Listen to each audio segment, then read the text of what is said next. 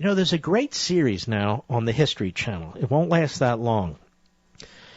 And it really is bracing. It's compelling. And I watched the first part of the series, and it is on these great barons of capitalism. And the first program focused on Cornelius Vanderbilt, leading into John D. Rockefeller. And these men, who I'm sure you've grown to hate, given all that's been said about them, were absolutely brilliant businessmen. Vanderbilt took over, by the way, born dirt poor, didn't have 2 cents to his name. Same with Rockefeller, all these guys, dirt poor. But Vanderbilt started with one little boat and became the biggest shipping magnate in the world, moving goods quickly from one coast to the other, from one continent to the other. Then he quickly realized, as the railroads started to come into being, that was the mobility of the future for goods. So he sold all of his boats, all of his ships, and he jumped into the railroad business. And of course, he tried to control as many important railroad routes as he possibly could. At one point, I believe they said he controlled 40% of them. But it wasn't just the amount of railroad routes he controlled, it was which ones he controlled. And some of their practices, really, I mean, there was a very rich railroad company. It was a smaller company, but he wanted it. And they became rich because they were shipping from Chicago to New York. Chicago was the fastest growing city at the time. So what did he do? He set up a blockade. He set up a blockade where they couldn't get beyond a certain point and use his rail lines. And so eventually they had to sell out to him. Okay, fine. But the point is this. Even with all the warts, these men industrialized America in ways that the rest of the world couldn't keep up and couldn't accomplish. I'm not saluting all their practices. I'm just explaining something.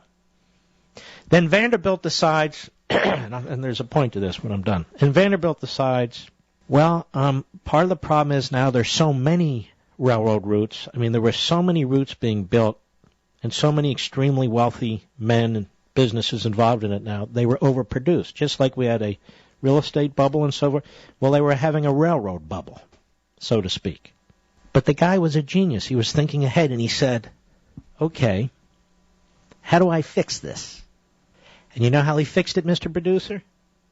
You watched it too. Okay, he said, let me control the shipment of kerosene. Right?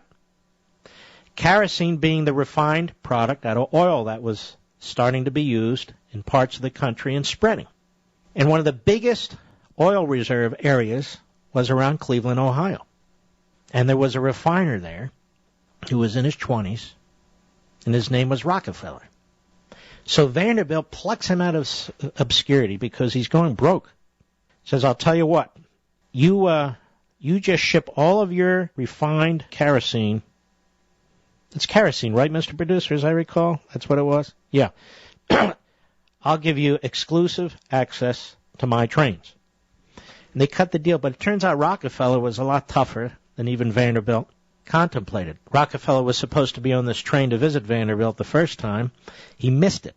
And the train, while going over a high bridge, left the tracks and crashed. So Rockefeller would have died. And Rockefeller at that point felt that he was directed by divine providence. Anyway, they cut a deal, and it's to both of their benefits. And, of course, Rockefeller gets pretty darn wealthy as a result of it. Rockefeller, by the way, could not meet the initial requirements of the amount of kerosene to provide Vanderbilt for his train, so he started to buy out little operators around him. But then Rockefeller was producing so much oil, kerosene, and gas, he needed to figure out a way to get out of his deal with Vanderbilt.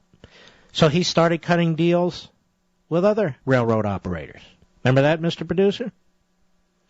And then Vanderbilt gets together with one of the other biggest railroad operators, and they decide to try and control what Rockefeller can charge them.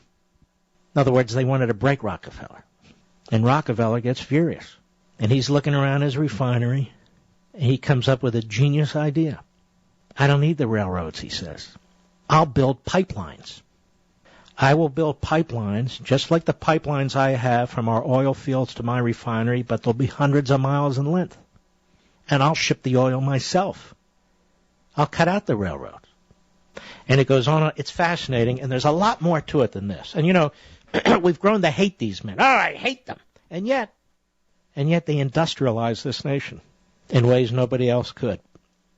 You don't have to love them, and you don't have to love everything they did, and I'm not advocating for that. What I'm saying is the railroad system, the shipping system, the production of oil, the refining of oil, the production of gasoline.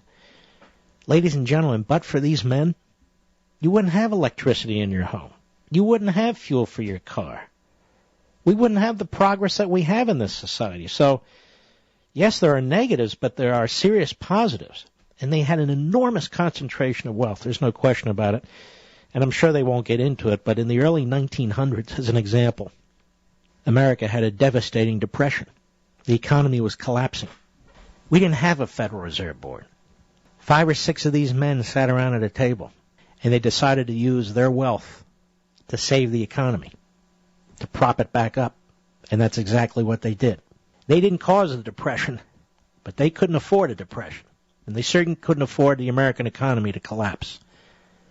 And they got together, private citizens. They used their own wealth to prop it back up. Shortly thereafter, there were proposals by the progressives and others for a quote-unquote Federal Monetary Reserve System. And out of that was born the Federal Reserve. Fascinating, isn't it?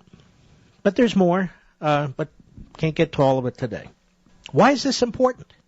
It's important, ladies and gentlemen, because if you hear the left talk about this, but for the government giving all these rail lines land, but for the government doing this, but for the government doing that, none of this would have been possible.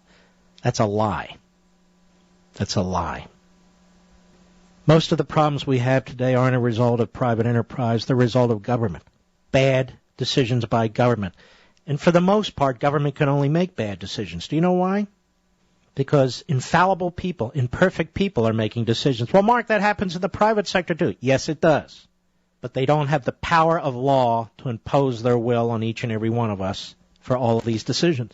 So today, if some businessman makes a bad decision, we can recover.